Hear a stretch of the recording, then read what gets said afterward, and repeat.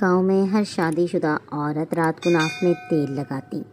सुहाग रात में मैंने भी शौहर के आने से पहले अपनी नाक में तेल लगा लिया।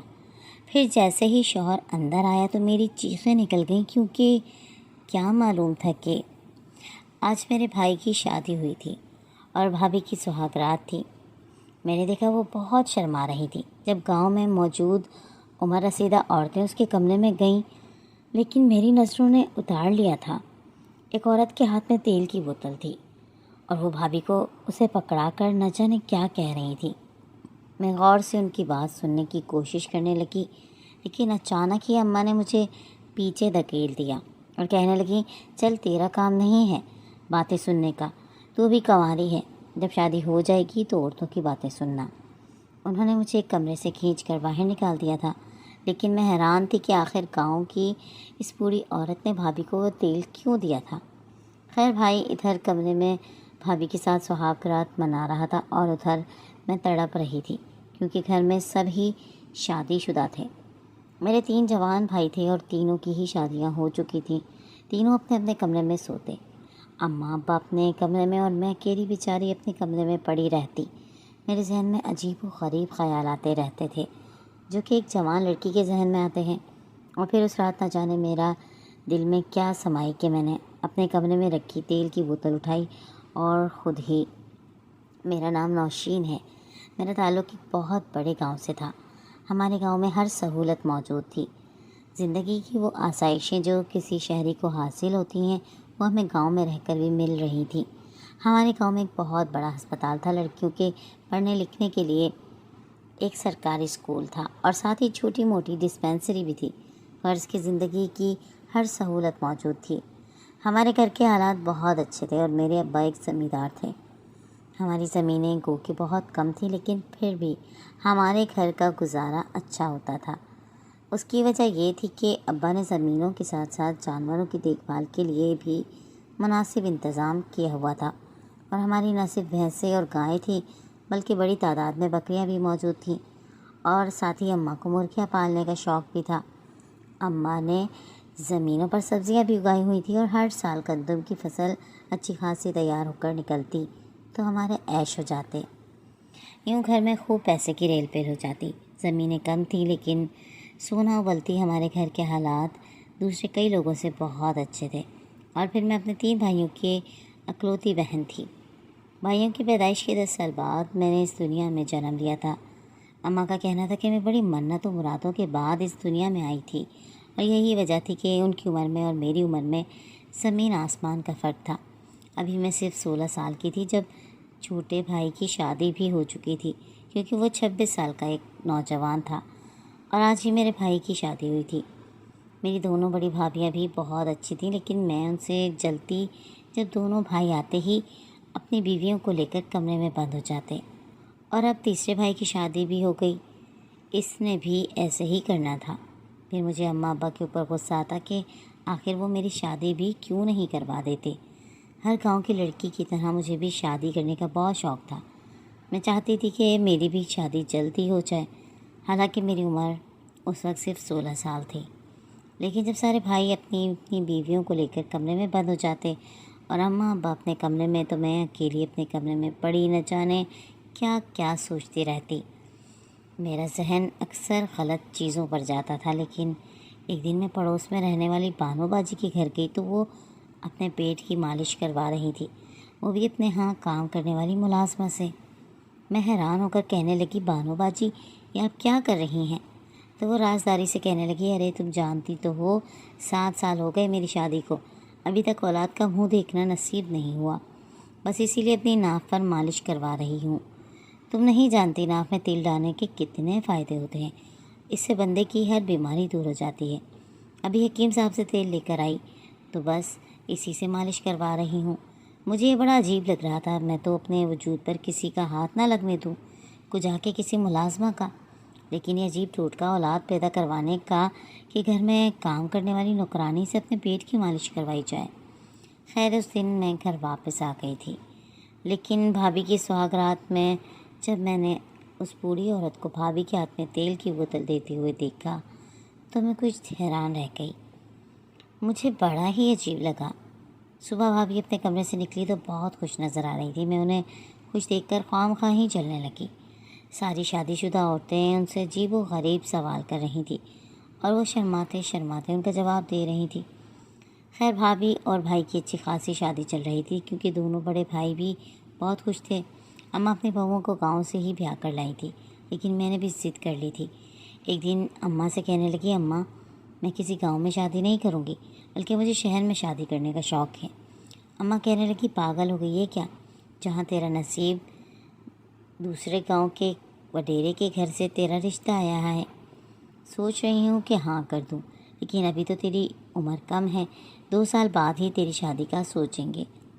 اب میں اماں کو کیسے بتاتی کہ مجھے شادی کی کتنی جلدی ہے۔ دراصل اور شادی شدہ عورتوں کی طرح میں بھی وہ سب کرنا چاہتی تھی جو وہ بند کمرے میں کرتی تھی۔ حالانکہ مجھے اس بارے میں زیادہ معلومات بھی نہیں تھی کیونکہ میں ایک کم عمر لڑکی تھی اور میرے پاس موبائل بھی نہیں تھا، نہ ہی میری کوئی ایسی دوست تھی جو شادی شدہ ہو، اس لیے میں ایسی باتیں کسی سے پوچھ بھی نہیں سکتی تھی۔ خیر میں نے اماں کو اپنی خواہش کے بارے میں بتا دیا تھا۔ اب اماں کہتی، جہاں تیرا نصیب، ابھی پچھلے سال تو میں نے میٹرک کے پیپر دیے تھے اور اب میں نتیجے کا انتظار کر رہی تھی۔ پھر میں نے میٹرک کا امتحان پاس کر لیا اور آخر بھابھی ماں بننے والی تھی۔ لیکن ایک رات اماں دائی کو بلا کر لائیں کیونکہ اس رات بھابھی درد سے تڑپ رہی تھی۔ میں بار بار اماں سے کہتی کہ اماں بھابھی کو اسپتال لے کر چلو، انہیں بہت درد ہو رہا ہے، لیکن اماں کہتی تم خاموش ہو جاؤ، بس ابھی تھوڑی دیر کی بات ہے، تھوڑی ہی دیر میں تیرا بھتیجا اس دنیا میں آ جائے گا۔ پھر دائی اندر چلی گئی۔ اوپر سے بھابھی کا تڑپنا مجھ سے دیکھا نہیں جا رہا تھا، اس لیے میں سہم کر اپنے کمرے میں آ گئی تھی۔ لیکن جب بچے کے رونے کی آواز آئی تو میں حیران پریشان رہ گئی تھی۔ یہ کیا، آج کے دور میں بھی اماں نے دائی کے ذریعے گھر میں ہی بچہ پیدا کروا لیا تھا؟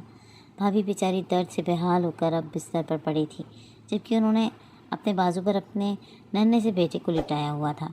تبھی میں نے دل میں سوچ لیا کہ اب تو جو کچھ بھی ہو جائے مجھے اس شہر میں ہی شادی کرنی ہے۔ گاؤں کے لوگ ہمیشہ ایسے ہی رہیں گے، وہ کبھی بھی زندگی کی ان سہولتوں سے فائدہ نہیں اٹھائیں گے۔ مجھے گاؤں میں شادی کرنے سے خوف محسوس ہوتا تھا، پھر خدا نے میرے دل کی سن لی جب شہر میں رہنے والے ابا کے ایک دوست کے گھر سے میرا رشتہ آیا۔ پھر اس رات اماں سرگوشی میں ابا سے کہنے لگی، ارے نوشی تو پہلے ہی ضد کر رہی تھی کہ اسے شہر میں شادی کرنی ہے، لگتا ہے کہ اللہ نے اس کے دل کی سن لی، بس تم ہاں کر دو۔ شہری لڑکے ویسے بھی اپنی بیویوں کا بہت خیال رکھتے ہیں، سارے حقوق سے واقف ہوتے ہیں۔ یہ اماں ابا نے رشتے کے لیے ہاں کر دی تھی اور میں خوشی سے آسمان پہ اڑ رہی تھی کہ میں شادی ہو کر شہر جاؤں گی تو میرے عیش ہو جائیں گے۔ پھر دھیرے دھیرے وقت گزرنے لگا اور اب میں 18 سال کی ہو گئی تھی۔ ویسے ہی مجھے شادی کی جلدی تھی، اس لیے اماں ابا نے بھی دیر نہیں کی اور میری شادی کی تاریخ طے کر دی۔ پھر شادی سے 2 دن پہلے تینوں بھابھیاں مل کر میرے پاس آئیں اور مجھ سے عجیب و غریب بات کرنے لگیں۔ پھر چھوٹی بھابھی کہنے لگی، ارے نوشی تجھے سب معلوم ہے نا کہ سہاگ رات میں کیا کیا ہوتا ہے؟ میں کہنے لگی، جی ہاں مجھے سب پتہ ہے کہ عورتیں سہاگ رات میں ناک میں تیل لگا کر سوتے ہیں جن سے ان کی ساری بیماریاں دور ہو جاتی ہیں۔ یہ سن کر تینوں بھابھیاں زور زور سے ہنسنے لگیں اور مجھے ان کے ہنسنے کی سمجھ نہ آئی تھی۔ میں پاگلوں کی طرح ان کا چہرہ دیکھ رہی تھی۔ پھر بڑی بھابھی سرگوشی میں کہنے لگی، ارے صرف یہی نہیں کرنا، اور بھی بہت کچھ کرنا ہے۔ چلو ہمیں تجھے کچھ سمجھانے کی ضرورت نہیں، شادی کی رات تیرا شوہر تجھے سب کچھ سمجھا دے گا۔ وہ آپس میں خوب ہنسی مذاق کر رہی تھی، لیکن مجھے سہل لگی۔ میں سمجھی کہ شاید وہ میرا مذاق اڑا رہی ہیں یا پھر مجھ سے جل رہی ہیں، کیونکہ میری شادی ایک شہری لڑکے سے ہو رہی تھی۔ پھر دھوم دھام سے میری بارات آئی اور میں ایک بہت بڑی گاڑی میں بیٹھ کر رخصت ہو گئی۔ جیسے ہی میری نظر اپنے شوہر پر پڑی تو میرے ارمانوں پر اوس گر گئی تھی، کیونکہ میرے خیالوں میں تو ایک خوبصورت لڑکا، بغیر داڑھی مونچھوں والا، دبلا پتلا، لمبا گورا چٹا لڑکا ہونا تھا، لیکن یہ تو اچھا خاصا مرد نما آدمی بیٹھا تھا۔ مجھے شدید خوف محسوس ہوا۔ میں تو ایک کم عمر ہم سفر کو اپنے خوابوں کے محل میں سجائے بیٹھی تھی، لیکن اماں ابا نے تو مجھ پر ظلم کر دیا تھا۔ یہ کیا، میری شادی ایک اتنے بڑے آدمی سے کر دی جو کم از کم اس سے آدھی عمر کا تھا۔ جب میری رخصتی ہو رہی تھی تو میں نے بھی چپکے سے وہ تیل کی بوتل چھپا لی تھی۔ میں جانتی تھی کہ شہر میں جا کر مجھے کوئی بھی یہ نہیں دے گا، اس لیے چپکے سے میں نے اسے اپنے پرس میں رکھ لیا تھا۔ اب میں سہاگ رات میں بیٹھی خوف سے کانپ رہی تھی، کیونکہ میرے ذہن میں تو ایک خوبصورت لڑکے کا خیال بسا تھا۔ کیا پتہ تھا کہ ایک سانولی سی رنگت کا مرد میرا ہمسفر بن جائے گا۔ پھر جیسے ہی وہ اندر آیا تو میرے دل کی دھڑکنیں تیز ہو گئیں۔ میں اسے منع کرنا چاہتی تھی کہ وہ مجھے ہاتھ بھی نہ لگائے، لیکن اب وہ اندر آ گیا تھا اور اپنا حقوق استعمال کرنا اچھی طرح جانتا تھا۔ پھر وہ میرے سامنے بیٹھا اور میری کم عمری اور معصومیت کی تعریفیں کرنے لگا۔ پھر ایسے ہی وہ میرا پرس کھول کر دیکھ رہا تھا، تب اس کی نظر تیل کی بوتل پر پڑی تو میرا دل دھک سے رہ گیا۔ وہ تیل اٹھا کر خوب ہنس رہا تھا۔ مجھ سے پوچھا کہ میرے پرس میں تیل کی بوتل کس نے رکھی۔ میں نے بہانہ بنا دیا کہ یہ میری بڑی بھابھی کا کارنامہ ہے۔ یہ سن کر تو وہ ہنس ہنس کر پاگل ہو گیا۔ پھر کہنے لگا، لگتا ہے کہ یہ کسی پرانے زمانے کا ٹوٹکا ہے۔ چلو خیر، میں تمہیں پسند آیا ہوں یا نہیں؟ میں نے جھوٹ موٹ کہہ دیا کہ جی ہاں، آپ ایک اچھے انسان ہیں۔ اب اور کیا کہتی؟ میں اسے کیسے بتاتی کہ میرے خوابوں کا محل ٹوٹ گیا تھا؟ آپ پر پہلی نظر پڑتے ہی میں واپس اپنے گھر لوٹنا چاہتی تھی، لیکن اب جو خدا کی رضا، اسی رضا میں راضی ہو گئی تھی۔ تو پھر وہ کہنے لگا، دراصل میں اپنے سارے بہن بھائیوں میں سب سے بڑا ہوں اور گھر کی ذمہ داریاں بھی میرے ہی اوپر ہیں، اس لیے وقت نے مجھے بہت زیادہ سمجھدار کر دیا ہے۔ اور میں چونکہ دوسرے ملک میں نوکری کرتا ہوں، اس لیے وہاں 14 گھنٹے بیٹھ کر کام کرتا ہوں، وہ بھی کمپیوٹر پر۔ اسی لیے بس میرا جسم ایسا ہو گیا ہے، لیکن اب تمہارا ساتھ ملا ہے تو میں اپنے آپ کو پھر ٹکنے کی کوشش کروں گا۔ تم ایک خوبصورت ہمسفر کے روپ میں میری زندگی میں شامل ہوئی۔ ایسا لگتا ہے جیسے میری زندگی میں بہار لوٹ آئی ہو۔ اب میں حیرت سے اس کے منہ سے اپنی تعریفیں سن رہی تھی۔ نہ جانے کیوں مجھے وہ اب اچھا لگنے لگا تھا۔ پھر اس نے جس نرمی سے میرا ہاتھ تھاما، اسے محسوس کر کے میں نے اسے دل سے قبول کر لیا تھا۔ سچ کہتے ہیں کہ ہم سفر وہی ہوتا ہے جو خدا نے آپ کے نصیب میں لکھ دیا ہو، اور اگر خدا کی رضا میں راضی ہو جائے تو اس سے بہتر زندگی گزر ہی نہیں سکتی۔ اور میں نے بھی اپنے ماں باپ کے اس فیصلے کو قبول کر لیا تھا۔